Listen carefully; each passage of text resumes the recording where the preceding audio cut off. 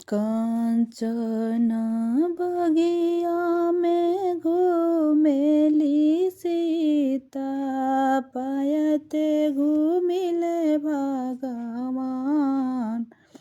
सीता के आचर धैले राम बिलमावे, अब सीता भइलु हमार। कंचन बगिया में घूमेली सीता, पायते घूमिले भगवान।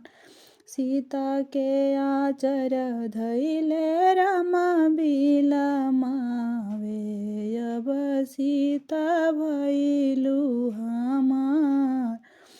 छोड़ी छोड़ी राम आलप मोरे बहिया, देखिली है बाबा हमार।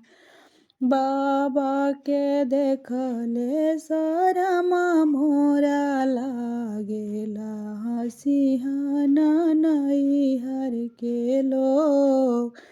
छोड़ी छोड़ी राम आलप मोरे बहिया, देखिली है चाचा हमार। चाचा के देखले शरम मोरा लागेल, हसिहना नैहर के लोग।